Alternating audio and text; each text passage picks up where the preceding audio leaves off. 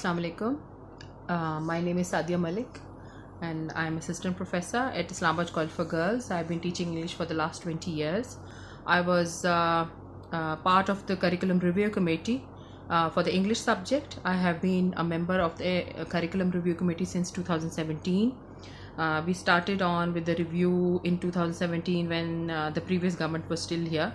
But at that time, the goal was to revise the curriculum or review the curriculum because it had been 11 years that it was already out there. So obviously it needed a little bit of tweaking.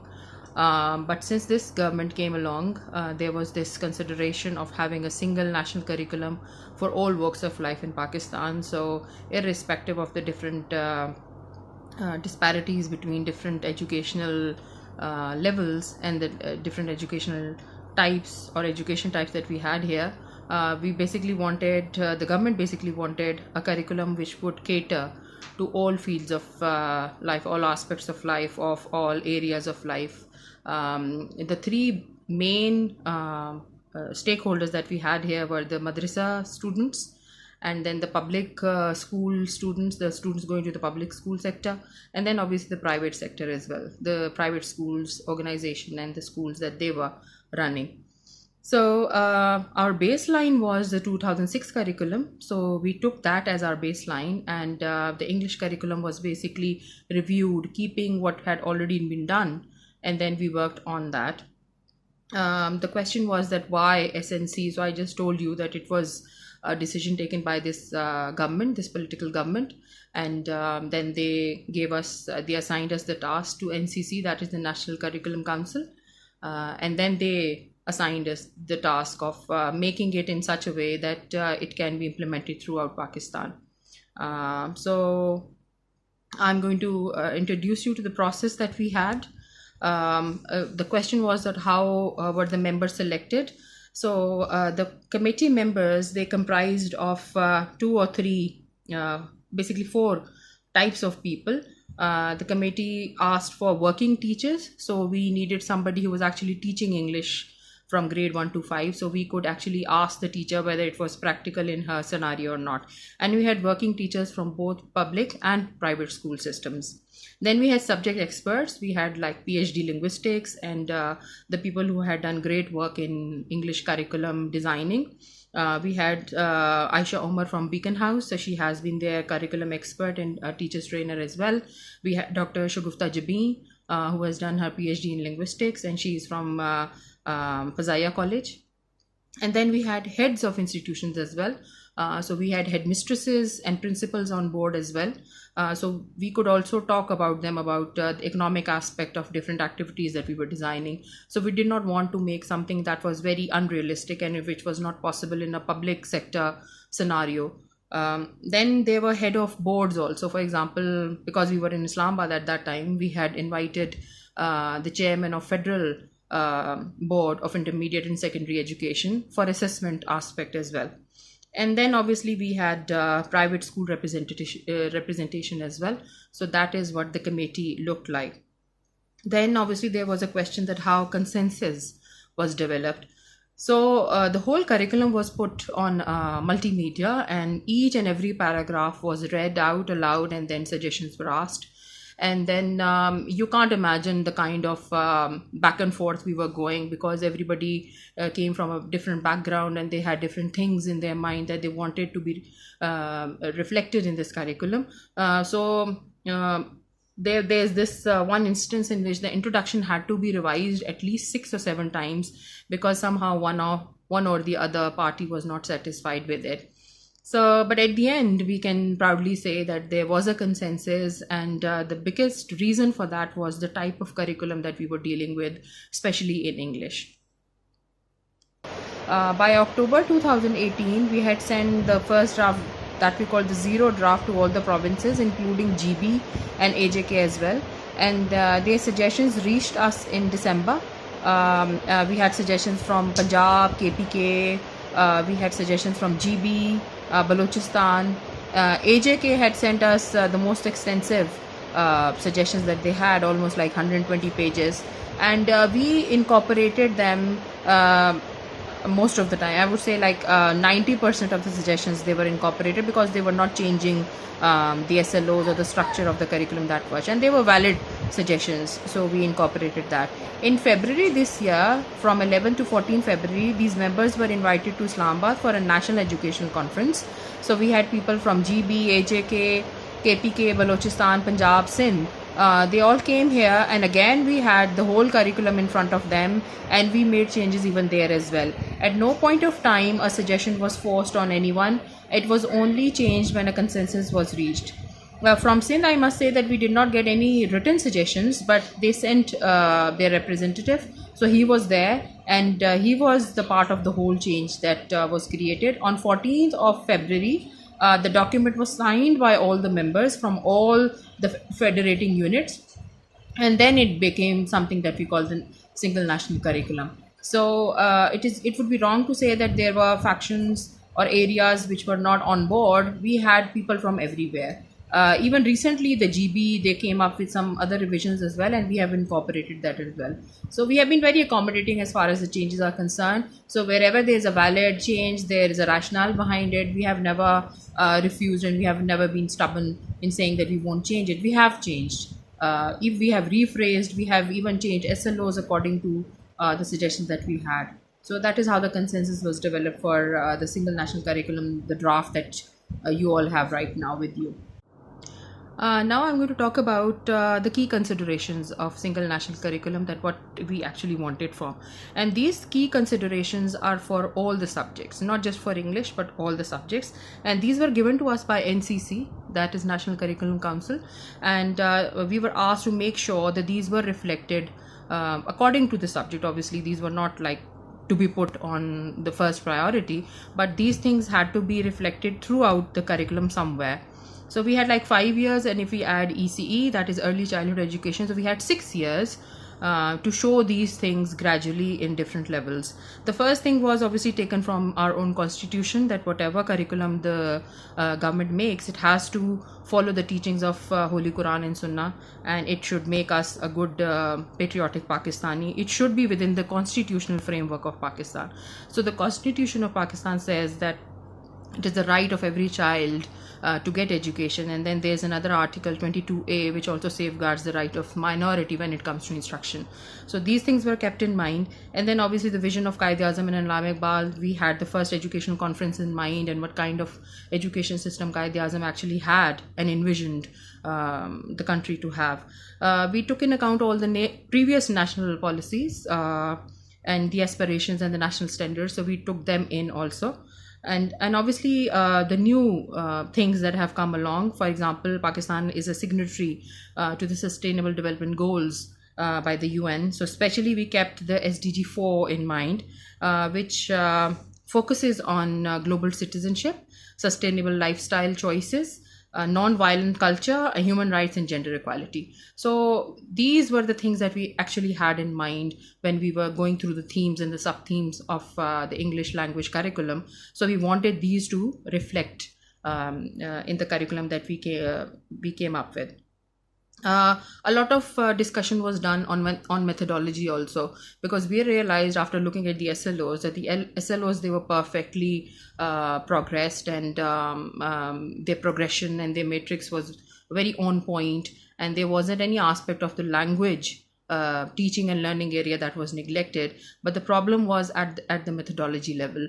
We also realized that the real change agent is the teacher. So no matter how good your curriculum is on paper, and it doesn't really matter if you have a really good textbook out there, but if you do not have teachers who can understand the rationale behind these books, and especially behind these activities, the textbook and the curriculum is going to fall down on its face. So we also made sure that the activities that were included in the curriculum, and especially in the textbook, they were student centered, and it involved high order thinking. So it was not like what and when and where, etc. We asked them why and what do they think about a certain incident in their life.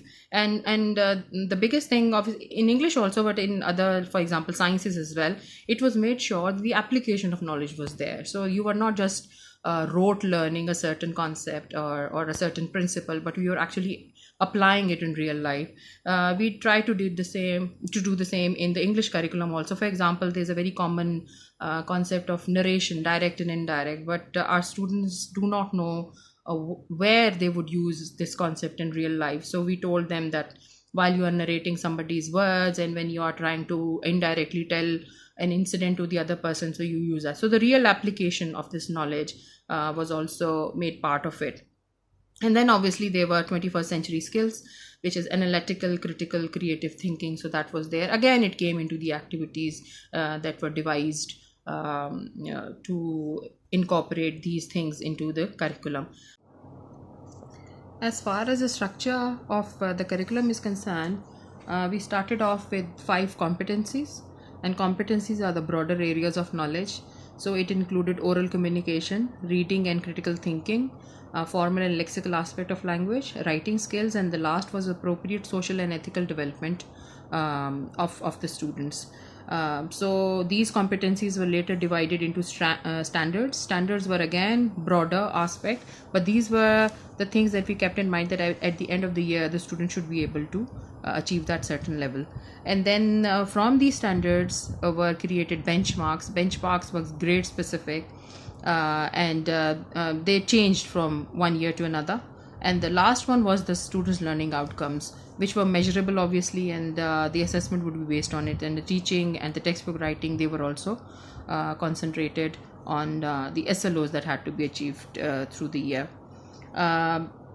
Obviously, one thing that needs to be said is that this is the bare minimum. I mean, when we say that it's a single national curriculum, we have set a benchmark that you can't go lower than that, but obviously you can go beyond it. So there was this question that is everybody forced to follow the same textbooks, and whether we can extend these SLOs and whether we can improve them or not. Obviously there is room for improvement, and if you think that you can go beyond it, you can. But then there is this instruction that you should not go lower than this. At the end of the year, the child should be able to achieve at least this.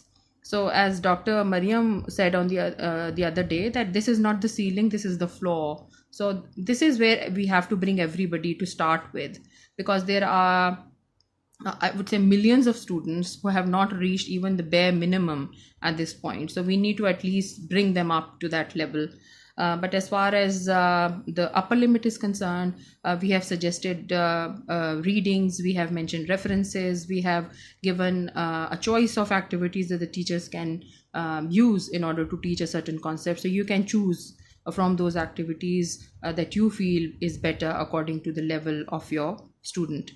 कल किसी ने और बात की थी कि जो student का जो इंटेलेक्ट लेवल है वो तो डिफरेंट है, जो आपके इंडिविजुअल डिफरेंसेस हैं वो डिफरेंट है. वो ऑब्वियसली हर जगह डिफरेंट है. वो अगर आप सिर्फ प्राइवेट सेटअप पे भी ले लें तो within a class you would have an individual difference working there as well. So even there you need to think about different activities that can join all the students together, and they are able to learn in their given capacities. You have geniuses over there, you have people with mediocre intelligence. So even there you need to choose what kind of activities you would be needing for weaker students, and how to engage more intelligent students. So that is going to go even here as well. Now, as far as grade 1 to 5 was concerned, SLOs, when they were being discussed, we had a lot of stakeholders who came with their suggestions, and we tried to incorporate these suggestions as much as possible. We had people coming from the ICT police and the traffic department, and they gave I would especially appreciate them, because they came up with a very graded sort of lesson plans, and they talked about what kind of traffic education they wanted the children to have. Then we had people coming from population welfare department. Obviously we are not going to include the ways of controlling population from class 1 to 5, but we would be talking about the adverse effects of overpopulation through mathematics or through social studies, etc. Then we had people coming from anti-narcotics force as well, and they talked about the drug abuse, etc. So we have introduced themes like information about medicines and overdosage or self-subscription of medicines, etc. We recently had somebody coming from FIA, and they wanted us to include cyberbullying and how to be safe on internet. So that was also part of it. Then we even had people coming from stock exchange, and they said that the stock exchange is a area of our society which is not very known, and students don't take up it as a career because they have never heard of it. So we have tried to even put that in careers and career choices, what we are doing. Then we have an NGO called WASH, and they have also contributed, so self hygiene and cleanliness and washing their hands, etc. So that has been put there. So the reason for telling you all this is that this wasn't done in isolation somewhere, like a little bomb project that we are trying to create and nobody should know about it. We had people coming with suggestions, they sat with us, they argued about a lot of points. So it was a very open atmosphere, and we never at any point of time said that we are refusing any kind of change. So we were always very open, and we have made a lot of changes as far as themes and sub themes are concerned. The previous curriculum had, I think, 18 themes, and we have increased it to 21. And within the sub themes there has been a lot of addition. So we have added the theme of adventure, sports, etc. We have also added a theme of gender equality and equity. So equity wasn't mentioned before. And then as far as role models are concerned, we have also added special people as role models from your own society. So there have been changes as far as the English curriculum is concerned, and I, being a teacher and a curriculum planner myself, I'm really satisfied, and I'm actually very eager to see how the curriculum is actually translated into textbooks. Now, to tell you one more thing is that this curriculum is just a first phase. So if you look at the curriculum, you won't get a complete picture. Although there are chapters within English curriculum pertaining to themes and sub-themes, text types to be used, methodologies to be adopted, the assessments, the type of assessment that we want the teachers to have.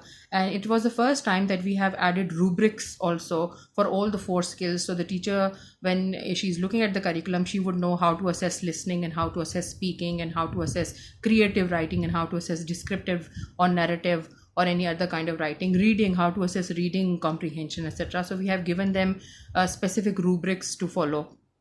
And then there is a whole chapter for the guideline for textbook writers. So we are talking to them directly, and we nowadays we are having meetings with them. We just had a 3-day workshop with them a week ago, and we gave them the curriculum, and they are going to come back with 2 or 3 chapters that they have written, and then we are going to review it again.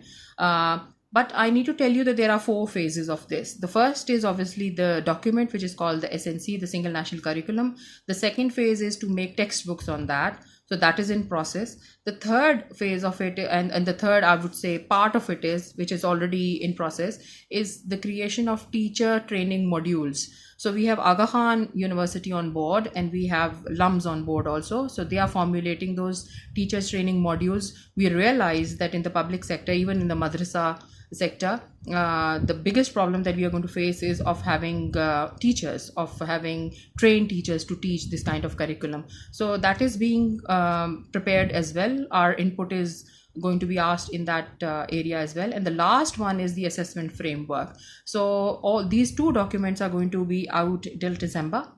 So till December you can have a whole picture, and you would have 4 things to look at. You would have the single national curriculum document, you would have sample textbooks created from early years to class 5. Then the third thing that you would have would be teachers training modules, again starting from pre-1 to 5. And then the last one would be the assessment framework, that what kind of assessment we are planning to go with this kind of curriculum. Because the other day Parvez Hudbai Saab was saying that, it all crumbles down because you are promoting Ratta and there's a lot of rote memorization as well. So we also realize that no matter how good the book is, when the student knows that there is not going to be any spoken assessment at the end of the year, they are not going to focus on the spoken aspect of language. So they're just going to focus on the written questions, and they are going to memorize it and, reproduce it at the end. So we are changing that as well. So that would be under the assessment framework that is being worked on at the moment. That is going to be completed at the end of December.